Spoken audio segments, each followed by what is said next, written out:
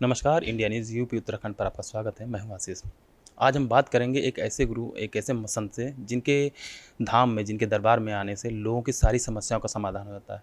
चाहे वो छोटी समस्या हो, चाहे वो असाध्य रोग हो, इनके दरबार में आने से हर तरह की समस्याओं से निजात मिलती है, छुटकारा मिलता है। हम बात कर रहे हैं पूर्ण गुरु कौड़िल शंकर जी महाराज की। जी गुरुदेव, आपका इंडिया न्यूज़ पे बहुत-बहुत स्वागत है। धन्यवाद।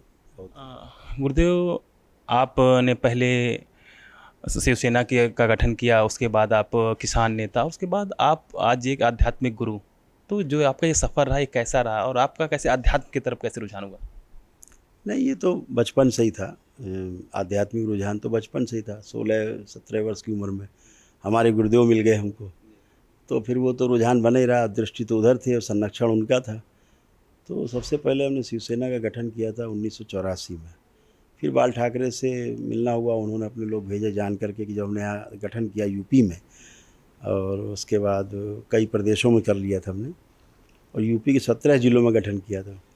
तो बाल ठाकरे जी ने फिर हमको विधिवत शिवसेना में सम्मिलित करके और प्रदेश का प्रमुख नियुक्त किया था। पहला संस्थापक अध्यक्ष हम शिवसेना के थे, उत्तर प्रदेश के।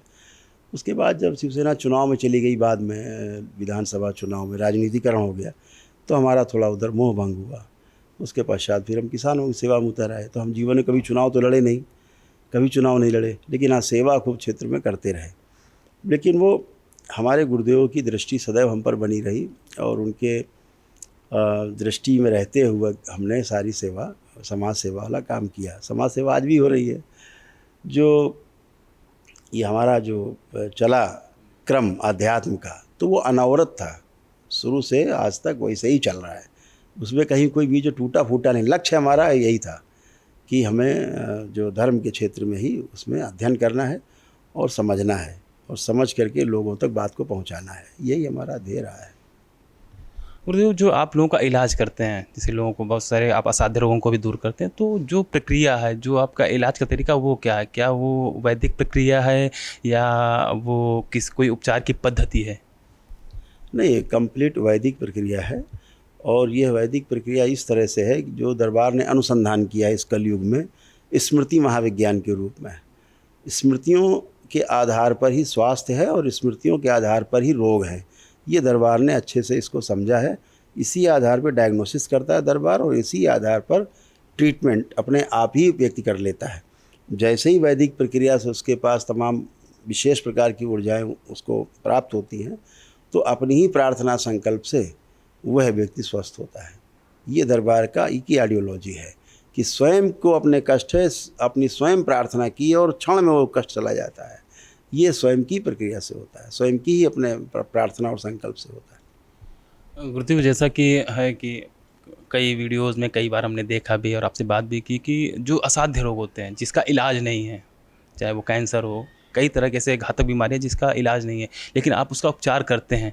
तो जो उपचार का तरीका है, क्या इसको कैसे ईजाद किया आपने, कैसे सोचा है? इसकी यानी पूरी तह तक, यानी कैसे आप लोगों को के अच्छा गुरुजी, एक चीज़ और कि जो ऐसे कोई मरीज़ जाता है, तो उसका डायग्नोसिस आप खुद करते हैं कि वो कहीं से करा कर आते हैं? नहीं, दरबार का डायग्नोसिस है, दरबार का काम है ये। दरबार अपनी शक्तियाँ, तमाम बच्चे हमारे पास बहुत बच्चे हैं दरबार के, जो सबकी दृष्टियाँ खुली हुई हैं, है ना। ऐसे बहुत बच्चे हैं, ऐसे बहुत से लोग, ऐसे कम से कम हमारे पास 1000 लोगों से ज़्यादा लोग हैं जिनकी सबकी दृष्टियाँ खुली हुई हैं। हमारे साथ भी आप देखते होंगे 20-25 बच्चे परमानेंट रहते हैं, जो सब ज्ञाता हैं, सबकी दृष्टियाँ खुली हुई हैं। तो सब देखते हैं, आप देखते ही हो, आप क्षण में सबके बारे में बता देते हैं। तो ये जो डायग्नोसिस है वो एक पार्ट है रोग को समाप्त करने का। जैसे किसी व्यक्ति ने प्रार्थना की कि हमारे हृदय में कष्ट होता है, और वो जो कष्ट है, जो रोग है, उसको समाप्त करने की कृपा करें, प्रार्थना कर लिया। वो स्मृति नष्ट करने की कृपा करें, जो हमें स्मृति से कष्ट हो रहा है, हृदय रोग हो रहा है। उसको ये नहीं पता है कि उसके लीवर में भी कष्ट है, सूजन है या सड़ रहा है। तो दरबार जब डायग्नोसिस करता, देख लेता है, तो उसको बोल देता है कि लीवर का भी संकल्प कर लो, क्योंकि तुम्हारा ऐसा है। तो बोलता है हाँ, मेरे यहाँ भी कष्ट है। तो लेकिन उसको नहीं जान पाता, तो उसका ध्यानाकर्षण करने के लिए डायग्नोसिस करके उसको बताया जाता है कि आपको बेटा ये कष्ट हैं सारे, आप देख लो। बाद में वो टेस्ट कराते तो वही निकलता है। और अपन, क्योंकि आस्था, विश्वास और श्रद्धा का विषय है ये। अपनी ही आस्था, विश्वास और श्रद्धा से व्यक्ति दरबार से जुड़ता है, और अपनी उसी आस्था विश्वास श्रद्धा के तहत दरबार की वैदिक प्रक्रिया करता है और अपने ही प्रार्थना संकल्प से स्वयं के लिए जो किए जाते हैं या परिवार के लिए करते हैं प्रार्थना संकल्प, अपने आप स्वस्थ हो जाते हैं। वो सामने दिखता है, क्षण में दिखता है। गुरुदेव जी, मैं देखा हूँ कि आपके जो शिष्य वो पर्चा बनाते हैं, वो पर्चा क्या होता है, क्या कैसे उनको पता चलता है कि इसमें इस व्यक्ति को ये दिक्कत है? नहीं, वो तो दिखता है, वो तो दरबार देखता है, उनकी दृष्टि से देखता है। इसमें कोई जादू टोना हो, छू मंतर हो, उसमें कुछ नहीं, ऐसा कुछ भी नहीं है। ये तो दृष्टि है अपने पास, ये सबके पास शक्ति है। ऐसा नहीं कि इन बच्चों के पास ही है। दरबार के बच्चे हैं, दरबार में जब ये आए तो तमाम कष्टों पीड़ा में थे, लेकिन आज वो सब बच्चे आनंद में हैं। देखते ही आप कितने आनंद में भरे हुए हैं। ध्यान साधना करते हैं अपनी, दरबार ध्यान साधना कराता है इन सबको, स्वयं साधना करते हैं, स्वयं सक्षम हो गए बच्चे सब धीरे धीरे। तो सब बच्चे मिल करके एक सामूहिक रूप से कार्य करते हैं ताकि सामने वाले की कोई चीज़ बाकी ना रह जाए। जैसे 4 लोग मिलकर के किसी एक बात को देखें तो बात अलग है, एक व्यक्ति देखे तो बात अलग है, 4 व्यक्ति देखेंगे तो 4 तरह से डायग्नोसिस होगा, तमाम चीज़ें निकल आती हैं। तो दृष्टि दरबार की ही रहती है। दरबार की दृष्टि चाहे कोई देखे तो दरबार की दृष्टि से ही देखता है, और दरबार ही स्वस्थ करता है आपकी प्रार्थना संकल्प से। दरबार का अर्थ है स्वयं भगवान भोलेनाथ, माता कामाख्या, माता महाकाली, है ना, हमारे परम पूज्य गुरुदेव और हमारी गुरु माता। ये पूरा दरबार है, तमाम दिव्य शक्तियों का दरबार है। तमाम जो सूक्ष्म जगत की जो शक्तियाँ हैं, जो देव शक्तियाँ हैं, उनका सब ये सब कृपा है सबके ऊपर। गुरुदेव, आज के जन समय में लोग एलोपैथ की तरफ बहुत भाग रहे हैं। आयुर्वेद हमारी पद्धति है, हमारे देश की धरोहर। तो आपको क्या लगता है कि आयुर्वेद ज़्यादा उत्तम है कि एलोपैथ? नहीं, अगर ऑनेस्टली बात हम करें तो आयुर्वेद से उत्तम तो कुछ है ही नहीं। आज 10,000 साल का विज्ञान हो गया आयुर्वेद, कम से कम अगर हम मोटी बात करें तो कभी कोई एक फार्मूला आज तक नहीं बदला उसका। आप एलोपैथी में चले जाइए, हर 2-4-5 साल में उनके फार्मूले बदल जाते हैं। बोलते हैं इसका साइड इफेक्ट है, इसका ये साइड इफेक्ट है, अब दवा बंद, अब दूसरी आ गई। 5 साल बाद बोलते हैं इसका साइड इफेक्ट है, तब तक तमाम लोग खा पी के मर जाते हैं, रोगी हो जाते हैं। आयुर्वेद में आज तक आप एक दवा का नाम बता दीजिए जो बदली गई हो क्लासिकल, कि नहीं साहब ये दवा जो लिखी गई है वाघभट्ट ने बताया या सुश्रुत ने बताई या चरक ने बताई, और साहब फार्मूला गलत है, इसको सही किया जा रहा है, इसमें ये नहीं, ये पढ़ना चाहिए। ऐसा कुछ भी नहीं है, आज तक नहीं हुआ। एक फार्मूला नहीं गलत है। तो कौन सी चीज़ सही? जो पूर्णता में देखा गया है वो आयुर्वेद है, और जो अभी प्रयोगशाला में है, प्रयोग कर रहा है, वो आधुनिक चिकित्सा विज्ञान। अभी तो प्रयोग ही कर रहे हैं ये, अभी कहाँ पूर्णता में पहुँचे। आयुर्वेद तो पूर्ण करके किताब लिख करके बंद कर दिया किताब उसने, और बंद करके अब उसी को खोल के लोग करके कर रहे हैं। लेकिन आयुर्वेद पूरा नहीं है जो चिकित्सा हो रही है आज आयुर्वेद की। आज आयुर्वेद के डॉक्टर भी देख लीजिए, सबसे ज़्यादा जो अगर कहा जाए कि इसके लिए जिम्मेदार हैं आयुर्वेद को नुकसान पहुंचाने में, आयुर्वेद के डॉक्टर हैं। आयुर्वेद के डॉक्टर कहते हैं कि हमको एलोपैथी लिखने का अधिकार दिया जाए। भाई आप आयुर्वेद के विशेषज्ञ, आपको प्राचीन विद्या आपके पास है, आपको शर्म आनी चाहिए कि आप उस विद्या के पीछे भाग रहे हो जो 100 साल की पीछे की नहीं है, 150 साल की, आप उसके पीछे भाग रहे हैं, और वो भी पूर्ण नहीं है। उसका कोई चिकित्सा आप उठा लीजिए कि कितने लोग फेल्योर हैं, उनकी चिकित्सा हर जगह फेल्योर है। उनके पास 3 दवा, चौथी दवा नहीं है। पेन किलर 1 दवा उनके पास है, दूसरी दवा उनके पास है ट्रिंकलाइजर, सुला देने वाली, तीसरी दवा उनकी एंटीबायोटिक, चौथी कोई दवा हो तो बता दीजिए किसी चीज़ की। कोई हमको, जितने लोग सुन रहे हैं, कोई बता दे चौथी दवा होती है उनके पास। नहीं मानोगे ज़्यादा तो सर्जरी कर देंगे और समस्या खड़ी कर देंगे। सर्जरी जहाँ अपरिहार्य है, जहाँ होनी चाहिए ज़रूर होनी चाहिए, लेकिन नकली सर्जरी जो हो रही 90% सर्जरी, 80% सर्जरी, वो ठीक नहीं। जो अच्छे डॉक्टर वही बदनाम होते हैं इन सब बदमाशों के पीछे। जो अच्छे डॉक्टर हैं उनका भी यश गिरता है, क्योंकि हर चीज़ के पीछे मानवता तो काम करनी चाहिए ना। मानवता नहीं है तो हम कुछ भी करे जा रहे हैं, कुछ ही बताए जा रहे हैं, कुछ भी चिकित्सा करे जा रहे हैं। आदमी मर रहा है, कट रहा है, जाए उनसे, उनके ठिंगे से कुछ भी होता रहे। तो आयुर्वेद ऐसा नहीं है। आयुर्वेद तो सेवा वाला भाव रहा है, सेवा का सेक्टर रहा है, और चिकित्सा और न्याय और क्या बोलते हैं विद्या अर्थात शिक्षा, स्वास्थ्य, शिक्षा और न्याय, 3 निःशुल्क रही हमारे देश में। आज तीनों बहुत महंगी हो गई, तो अब तीनों एकदम व्यावसायिक उसमें आ गई। बड़े बड़े वकीलों चले जाइए या बड़े हाई कोर्ट और सुप्रीम कोर्ट, देखिए आदमी फीस नहीं दे सकता है। तमाम तरह से जो शिक्षा का वाला मामला है, बच्चे अपने अच्छी जगह पढ़ा नहीं सकते, कंपटीशन इतना हो गया है। ये स्वास्थ्य का है, बड़े बड़े अस्पताल हैं, आदमी अंदर नहीं घुस सकता है। ये सब पहले निःशुल्क थी। तो ये सारा जो विकार आया है ये हमारे उनसे आया है जिनको वैल्यूज़ का ज्ञान नहीं है, जिनको मूल्य शिक्षा जिनको नहीं मालूम है क्या होती है। तो उन लोगों ने वो व्यावसायिक रूप से चीज़ों को ग्रहण किया है और लोगों का शोषण कर रहे हैं, तो शोषण ही करेंगे। गुरुदेव, आप कहते हैं मधुमेह का जो इलाज है वो एलोपैथ में नहीं, मधुमेह का सही जो उसकी जड़ लोग पकड़ नहीं पाए, तो उसके लिए आप क्या कहते हैं? क्योंकि कई बार आपने चर्चा की मधुमेह को लेकर कि मधुमेह का जो इलाज कराते हैं वो सही इलाज नहीं है, तो उसके लिए आप क्या कहेंगे? आप इसी से समझ लेंगे छोटी सी बात से कि मधुमेह हम डायबिटीज़ को कहते हैं। डायबिटीज़ का मतलब है कि आपकी इंसुलिन कम या ज़्यादा है। कोई डॉक्टर हो जो चेक कराता हो तो बता दीजिए, वो ग्लूकोज चेक कराता है, इंसुलिन चेक ही नहीं कराता। अब उनका डायग्नोसिस ही गलत है, उनका इन्वेस्टिगेशन ही शुरुआती गलत है, तो चिकित्सा कहाँ से सही हो जाएगी? आप अगर इंसुलिन कम ज़्यादा से माना गया कि डायबिटीज़ होती है तो इंसुलिन चेक कराइए ना, fasting PP, C peptide test कराइए, और भी टेस्ट हैं, कई 3-4 टेस्ट हैं, वो कराइए। वो ना करा के सीधे कहेंगे शुगर टेस्ट कराइए, ग्लूकोज टेस्ट कराइए। तो ग्लूकोज की बात कहाँ हो रही है वहाँ कम ज़्यादा की? ये नहीं, वो तो शुगर रेजिस्टेंस है। जो डायबिटीज़ कह के डरा करके इंसुलिन दी जा रही है उसमें कहीं किसी की इंसुलिन नहीं चेक होती, ग्लूकोज चेक करते हैं। ग्लूकोमीटर होता है जो चेक करते हैं, डेली चेक किया और फिर इंसुलिन ले लिया। और चेक करना है आपको इंसुलिन, चेक कर रहे हैं आप ग्लूकोज, तो अभी आपका डायग्नोसिस ही गलत है। ये तो डायग्नोसिस ही गलत है, तो ट्रीटमेंट कहाँ से सही हो जाएगा? सवाल ही नहीं। गुरुजी, अब इन बातों से हम चलते हैं आगे कि अभी 22 तारीख को आपको जैसे पता है कि पहलगाम में आतंकी हमला हुआ। धीरेन्द्र शास्त्री को आप जानते हैं, उन्होंने उसके बाद उनका एक बयान आया कि मुझे ये चीज़ें पहले पता चल जाती हैं और रक्षा मंत्री मुझसे इन चीज़ों के बारे में मुझसे मदद ले सकते हैं, मेरी जो विद्या है।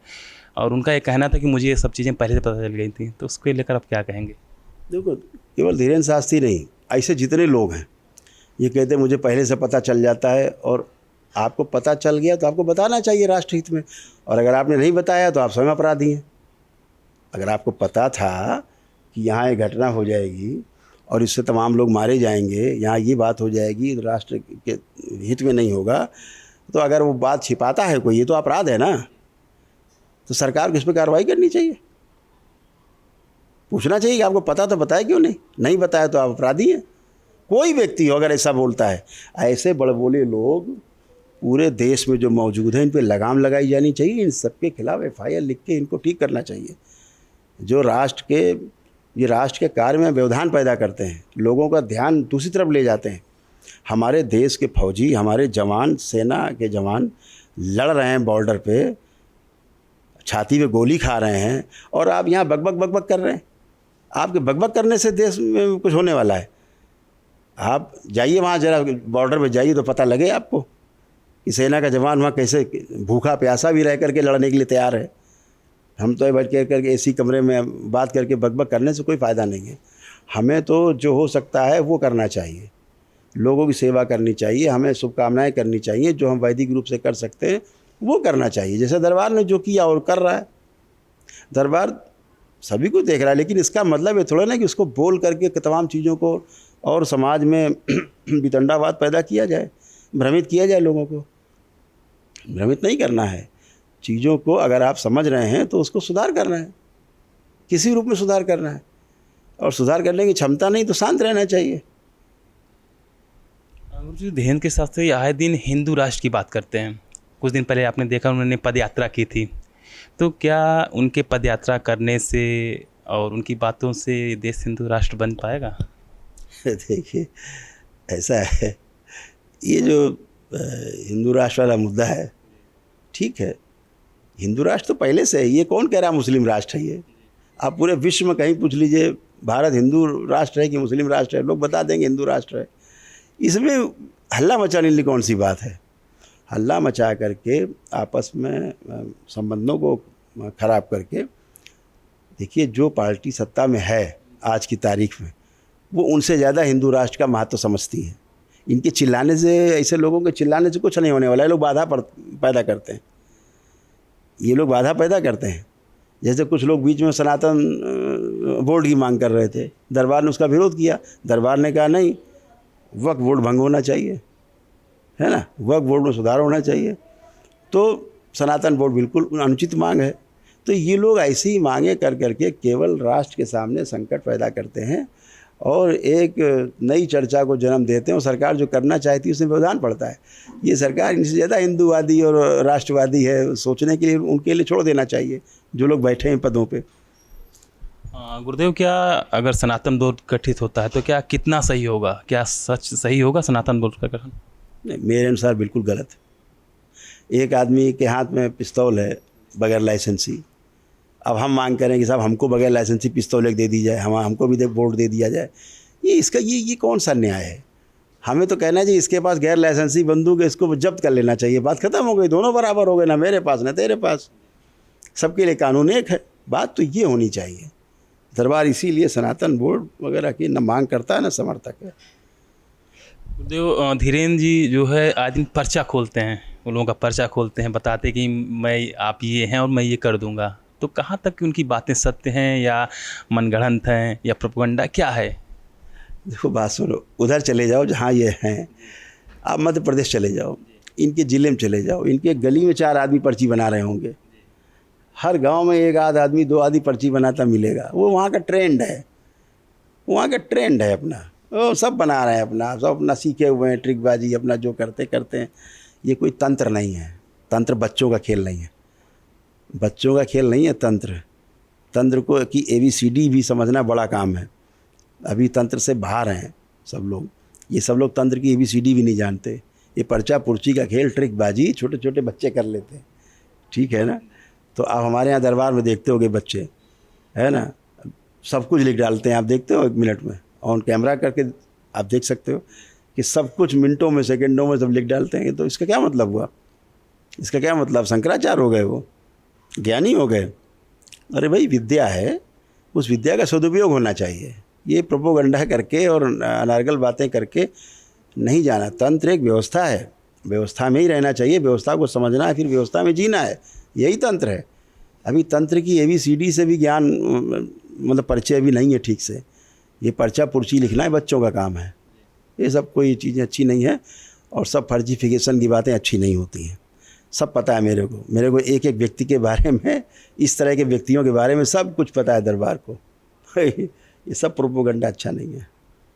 गुरु जी, जो आज के समय में जो ये धर्माचार्य हैं, जो कि भगवत कथा कहते हैं, गीता का पाठ करते हैं और वो हिंदुत्व की बात करते हैं, तो क्या ये लोग जो ये प्रोपगंडा फैला रहे हैं, तो क्योंकि पैसा लेकर ये आते हैं, कथाएं करते हैं, और लेकिन बातें करते हैं हिंदुत्व की, सनातन की, तो क्या ये सिर्फ एक प्रोपगंडा फैला रहे हैं कि ये सत्य है इसके पीछे कुछ? इन सब की जांच होनी चाहिए। कितना टैक्स देते हैं लोग, जितने कथावाचक हैं, जितने भी आप नाम ले रहे हैं A to Z, इनकी सबकी जांच होनी चाहिए। 1 करोड़ 2 करोड़ 5 करोड़ कथा का शुल्क लेते हैं, इनकी जांच होनी चाहिए। ये पैसा लेते हैं, चंदा लेते हैं, ये कहाँ जाता है? कुछ टैक्स देते हैं, कुछ सरकार को कुछ इसका लाभ मिलता है? अगर कमा रहे हैं तो उसकी GST भी तो है 18%। क्या देते हैं ये? वही पता लग जाए, ये वही देते हो, हैं? कमाते हैं तो उसका कुछ देते हैं, इनकम टैक्स पता तो रहे उसका इसकी पूरी बकायदा लिस्ट जारी होनी चाहिए, ये कौन टैक्स देता है, कौन टैक्स नहीं देता है। ये सब जितनी भी चीज़ें चल रही हैं देश के लिए अच्छा नहीं है। सिर्फ आए कम, आप साउथ में चले जाइए, साउथ में कितनी सेवा का भाव है। जो भी आता है धन उसको सदा मतलब सत्कार में लगाते हैं, और आपको दिखाई देगा कि काम हो रहा है। तमाम ऐसे संस्थान हैं, ट्रस्ट हैं, इसी यूपी में वैसे ट्रस्ट हैं, तमाम ऐसे तमाम संस्थान हैं धार्मिक, जो शिक्षा संस्थान चला रहे हैं, स्वास्थ्य के संस्थान चला रहे हैं, अच्छे चला रहे हैं और बहुत ढंग से चला रहे हैं। कम पैसा में लोगों को सब चीज़ें, शिक्षा और स्वास्थ्य उपलब्ध करा रहे हैं। लेकिन तमाम ऐसे जो कथावाचक लोग हैं, करोड़ों रुपए ले रहे हैं और बोलते हैं हम तो सब कुछ लेते ही नहीं। एकदम पाक साफ हैं, साहब कुछ भी नहीं लेते, सब फ्री चल रहा है, फ्री अपने घर से ला रहे हैं। ये जो करोड़ों रुपए खर्चा कर रहे हैं महीने में, अरबों रुपए के तमाम चीज़ें बना खड़ी कर रहे हैं, ये अपने घर से लाए हैं पैसा। खाने घर में तो खाने को नहीं था, घर में तो भोजन भी नहीं था ठीक से 2 टाइम का, भिक्षा मांगते थे। ये कहीं तमाम को लोग नाच करते थे, नाचते थे बकायदा झांकियों में। अब कथा कर रहे हैं तो इनसे पूछा जाए, भाई तुम जो ये पैसा लाए हो कहाँ से लाए, उसका टैक्सेस दिया, कुछ करते हो टैक्सेशन? ये नज़र रखनी चाहिए सबको, इनके ऊपर ज़रूर रखनी चाहिए, सभी पर रखनी चाहिए। आप देश में रहते हैं तो आप देश का खाते हैं तो देश का बजाइए भी। गुरुदेव, एक ऐसे कथावाचक हैं देवकिंदर ठाकुर। अब जैसे सीज़ फायर हुआ उसके बाद उन्होंने एक बयान दिया कि पाकिस्तान जो है एक सांप है और किसी सांप के अगर विष को ख़त्म करना है तो उसके फन को कुचलना होगा। और उन्होंने कहीं ना कहीं उनके कहने का तात्पर्य था कि सीज़ फायर न करके पाकिस्तान को पूरी तरह से ख़त्म कर देना चाहिए। तो उसको लेकर आप क्या कहते हैं? हाँ, तो वो तो सब ये जादूगर लोग हैं, इन्हीं को भेज दो आगे सीमा पे, यही ख़त्म कर दे, सब खुद मिसाइल बन जाए। मैंने कहा ना, जब वहाँ पे तोप गरजती है ना तो हृदय बैठ जाता है लोगों का। अभी इनको सैनिकों के कष्टों को, उनके दर्द का पता नहीं है। जो गोली खाने के लिए, देश की सेवा के लिए बॉर्डर पे खड़ा हुआ है, आपको पैसा दिया जा रहा, आप तो खूब कमाते हो भाई, जाके देखो जरा, जाके वहाँ पे खड़े हो जाओ, देखे तुम फोड़ लो, जाके बम कर लो, मार दो। अरे भाई, इस बात को जो देश चला रहे हैं वो देखेंगे, मारना है कि छोड़ना है। उन्होंने क्या बोलते हैं, ऑपरेशन स्थगित किया है तो देश के हित में ही किया है। कोई व्यक्ति अपयश क्यों लेना चाहेगा? देश के हित में ही तो कोई काम हो रहा है। आज हम शांति से अपने घर में बैठे, नहीं गिरी मिसाइल यहाँ। पाकिस्तान में तो कोई कोना नहीं बचा जा नहीं गिरी मिसाइलें। हमारी आकाश मिसाइलों ने तो ध्वस्त कर दिया, चारों तरफ धूम मचा दी पूरे पाकिस्तान में। और आखिरी में ब्रह्मोस ने समापन कर दिया, ब्रह्मोस ने समापन कर दिया। तो अभी तो बहुत कुछ हो सकता है, बहुत सी आशंकाएं हैं, बहुत से लोगों के कैलकुलेशन हैं। अभी हो सकता है कि कुछ भी हो, तो उसके लिए बातें नहीं करनी है, तमाम अनावश्यक चीज़ों को एक भ्रमित नहीं करना है समाज को। जो गवर्नमेंट है, जो हमारी सेना है, मुख्य रूप से हमारी जो सेना है, उसके जो तीनों सेना के सेना अध्यक्ष हैं, जो अपने अपने सेना के, तो जल थल और नभ के, उन पे छोड़ देना चाहिए। जब मोदी जी ने छोड़ दिया उनके ऊपर कि भाई हमारी सेना करेगी जो कुछ करेगी, तो आप कौन होते हैं बक बक बक करने वाले बीच में? ये केवल चैनल में बैठ करके अपना चेहरा पर रंग पोत के आ गए, बस दिखाने के लिए ऐसे लोग बैठ जाते हैं। उनसे भाषण करा लीजिए, और अभी बिठा दिया जाए वहाँ तो घिग्गी बन जाएगी। तो ऐसे बोलना और वहाँ सीमा पे झेलना दुश्मन को, दोनों बहुत आसमान और ज़मीन की बात है। ऐसे लोगों को तो सुनना ही नहीं है, बात ही, हम लोग बात ही नहीं करना चाहते ऐसे लोगों की। तो ऑपरेशन सिंदूर के बाद 2 महिला अधिकारियों का नाम सेना, एक कर्नल सोफिया और भूमिका सिंह का नाम बड़ा आया, और जिनको लेकर एक एमपी के एक मंत्री हैं, उन्होंने कहा कि उन्हीं आतंकियों की बहन को भेज दिया गया और वो आके इस पे सफाई दे रही हैं। और आज सपा के राष्ट्रीय महासचिव राम गोपाल जी ने भूमिका सिंह के लिए कहा कि उनको जातिगत टिप्पणी की कि वो दलित हैं। और सेना के साथ ऐसा जातिगत व्यवहार आप क्या कह सकते हैं? ये चश्मा गड़बड़ है। ये जो चश्मे लगे हैं लोगों के, ये चश्मे का नंबर गड़बड़ हो गया है, इसलिए है कुछ, दिखता कुछ है। अपने अपने पॉलिटिकल एंगल से देखना, चलो ठीक है, आप देखो, लेकिन उसका सार्वजनिक रूप से आप एक बार देख लिया जाए।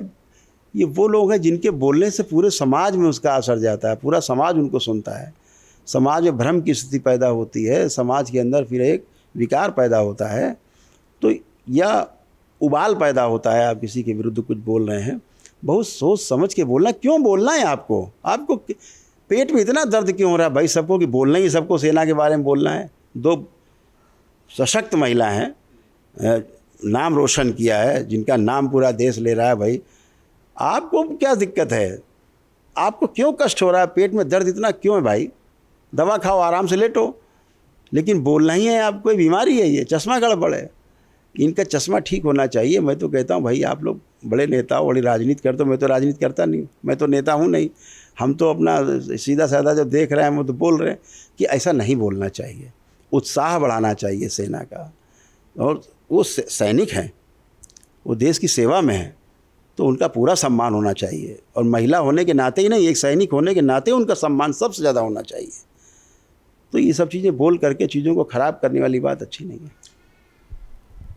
गुरुजी, ऑपरेशन सिंदूर के बाद एक बार फिर से पूर्व प्रधानमंत्री इंदिरा गांधी और पीएम मोदी के बीच में एक होने लगा कि दोनों में अच्छा प्रधानमंत्री कौन, क्योंकि लोगों का कहना है कि प्रधानमंत्री इंदिरा गांधी होती तो वो पाकिस्तान में घुसकर मारती हैं, और आज पीएम मोदी ने सर ये ना करके और सीज़ फायर का उन्होंने साथ दिया। तो आपको क्या लगता है कि आपके हिसाब से इंदिरा गांधी ज़्यादा अच्छा पीएम थी कि पीएम मोदी?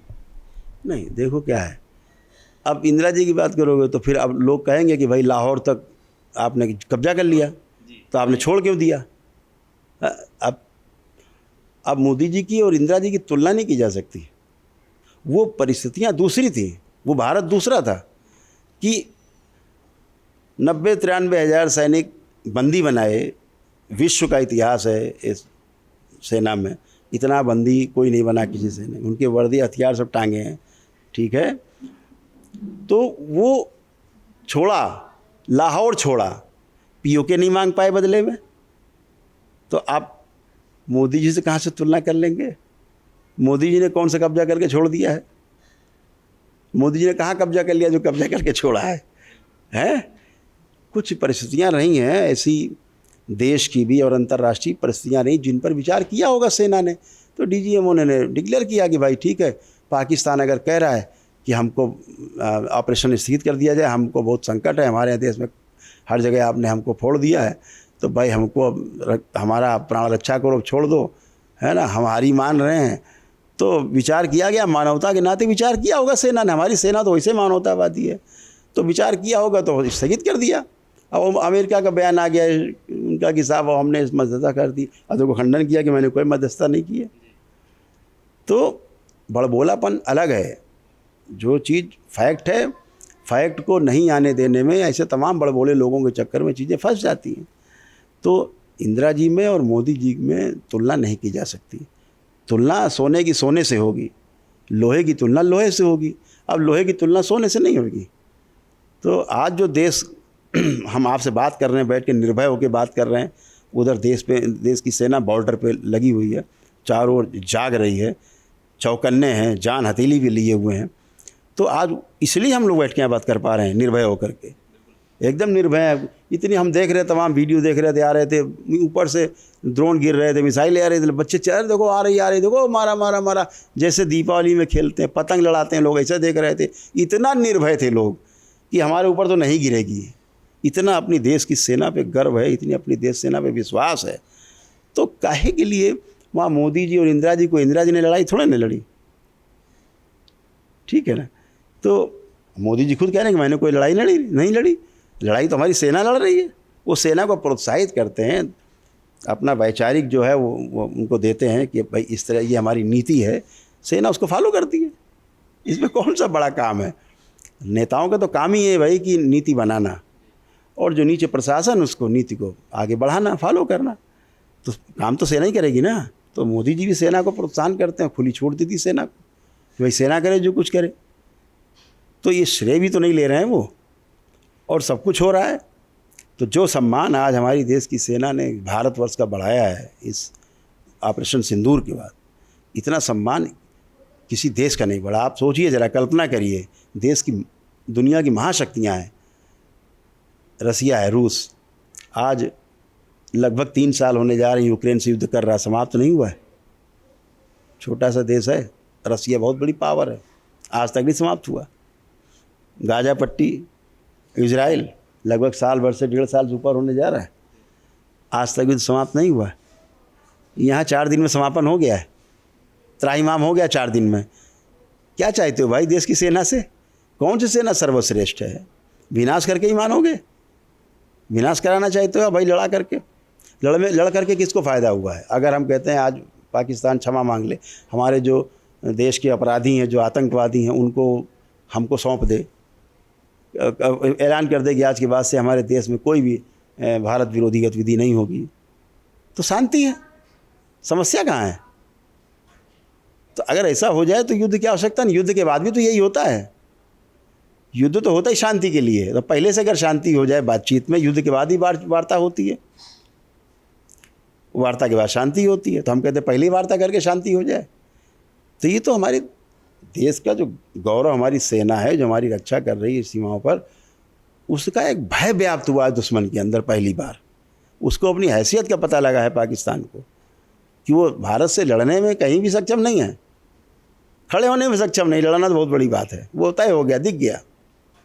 और एक बात समझ लीजिए कि भारतवर्ष आज वो भारतवर्ष है जो पूरे विश्व में महाशक्तियों से ऊपर, सारी महाशक्तियों से ऊपर है। भारत कभी शो नहीं किया भारत ने कि हम तुमसे ऊपर हैं, लेकिन सबके पैर कांप रहे हैं।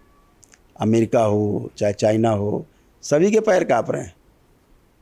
तो इसलिए सब कुछ देश की सेना पे छोड़ देना चाहिए, देश के ऊपर छोड़ देना चाहिए। जो नीति नियंत्रक हैं, नियंता हैं, जो काम कर रहे हैं, उनको प्रोत्साहन करना चाहिए बगैर टीका टिप्पणी करें, क्योंकि टीका टिप्पणी से दुश्मन को बल मिलता है। हम लोगों से कोई पूछता है तो हम लोग कहते हैं भाई जो देश की सेना करेगी वो अच्छा है, इसमें क्या दिक्कत है। समस्या नहीं है कोई, समस्या चश्मे की है। चश्मा ठीक रखना चाहिए आदमी को, अपना पॉलिटिकल चश्मा ठीक रखना चाहिए, मानवीय चश्मा ठीक रखना चाहिए। ऐसे समय में मानवता का चश्मा लगा लेना चाहिए, देश प्रेम का चश्मा लगा लेना चाहिए, है ना। ऐसा देश सेवा का चश्मा लगाना चाहिए। तो आप अगला प्रधानमंत्री किसको देखते हैं? हमारे स्टेट के जो मुख्यमंत्री हैं योगी आदित्यनाथ जी, अमित शाह, इनमें से आप अगर दोनों में से आप अगर आपको चुनना हो तो किसको चुनेंगे?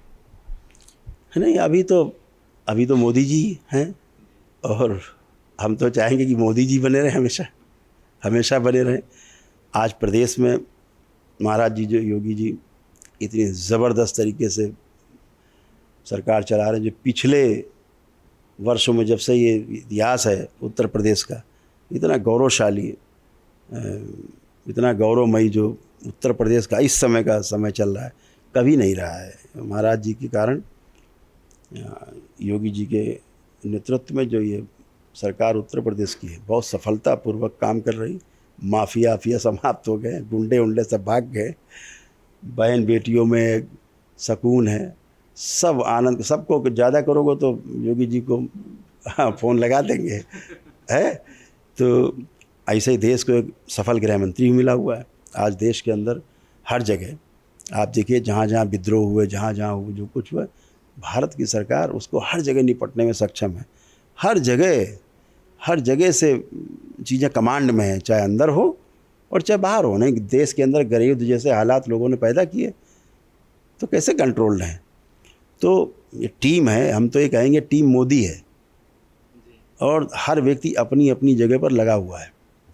और देश की जनता जिसको चाहेगी, जो लोकप्रिय होगा ज़्यादा, वो उस गद्दी पे बैठेगा। हम तो देखते हैं कि योगी जी में भी कोई ऐसा नहीं है भावना कि नहीं हमको प्रधानमंत्री बनना, हमने तो कभी सुना नहीं। वो तो हमेशा मोदी जी को मानते हैं कि मोदी जी हमारे आदर्श, हमारे नेता हैं। तो यही अमित शाह जी भी यही मानते हैं कि मोदी जी हमारे नेता हैं। तो जब तक नेता है, मौजूद है, तो किसी दूसरे नेता को उस जगह देखना अनुचित होगा। और ये बात अगर वो नेता तय करे, जो उस कुर्सी आज बैठा है, ये जनता तय करे, तो ज़्यादा अच्छा होगा। हम लोग कहने से क्या होगा, और कोई हो इन हमें कहानी। तो जिसके भाग्य में है, जिसको जो सेवा कर सकता है देश की अच्छे से, तो वो ज़रूर उस कुर्सी का अधिकारी होगा। और हम सब लोग समर्थन करेंगे कि, क्योंकि ये सभी लोग सनातन प्रेमी हैं। चाहे आप महाराज जी का नाम लें, वो तो संत हैं ही, वो तो वैसे विरक्ति भाव में संत हैं। वो बार बार बोल भी देते हैं कि मैं भाई कोई पूर्णकालिक नहीं हूँ, बोल भी देते हैं वो, जो संत हैं। तो वो तो धर्म के हिसाब से शासन चला रहे हैं, ठीक है। तो हम तो ये समझते हैं कि जो जहाँ पर इस समय है, बिल्कुल प्रकृति की इच्छा है, उस प्रकृति की इच्छा से, भोलेनाथ की इच्छा से, माँ की इच्छा से ये लोग अपनी अपनी जगहों पर डटे हुए हैं, और भारत एक है। तो ऐसे ही भारत एकता और अखंडता की मशाल लिए चलता रहे आगे, देश प्रेम आगे सब में उबाल मारे। आज इस देश में देखिए, जैसे ऑपरेशन सिंदूर चला, पूरे देश में हर जाति, धर्म, मजहब, संप्रदाय सब एक हो गए। केवल भारतवर्ष, केवल हिंदुस्तान जिंदाबाद, भारतवर्ष, भारत जिंदाबाद, जय हिंद के नारे से पूरा देश गूंज रहा था। लगता था कहीं कोई जात बिरादरी है।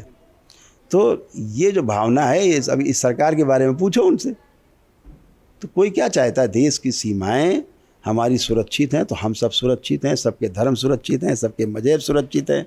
अगर देश की सीमा सुरक्षित नहीं तो कोई सुरक्षित नहीं है। तो ऐसे हम तो सौभाग्यशाली हैं कि इस तरह के लोग इस कालखंड में ऐसी जगह पे, जैसे महाराज जी यहाँ मुख्यमंत्री हैं, मोदी जी जैसे लोग प्रधानमंत्री हैं, और जैसे अमित शाह जैसे लोग गृह मंत्री, रक्षा मंत्री हमारे राजनाथ सिंह जी हैं। तो सब अच्छे अच्छे देश के जो नेता हैं और बेदाग नेता हैं, कोई दाग नहीं है आज तक इन लोगों पे। तो ऐसे सनातन धर्मी लोग ऐसे हमेशा बने रहें, हमेशा हमेशा के लिए बने रहें इस कुर्सी पर, तो इससे अच्छा क्या हो सकता है इस देश के लिए, देश का गौरव है। हम बात कर रहे थे पूर्ण गुरु करौली शंकर महाराज से, जिन्होंने देश हित, स्वास्थ्य, समाज से जुड़े और अध्यात्म जुड़े हमारे सभी सवालों का बड़ा ही उम्दा और उत्तम जवाब दिया। उन्होंने हर सवाल का एक ऐसा जवाब दिया जिसका कोई सानी नहीं। कैमरा पर्सन राजेंद्र सेठ के साथ मैं आशीष, इंडिया न्यूज़।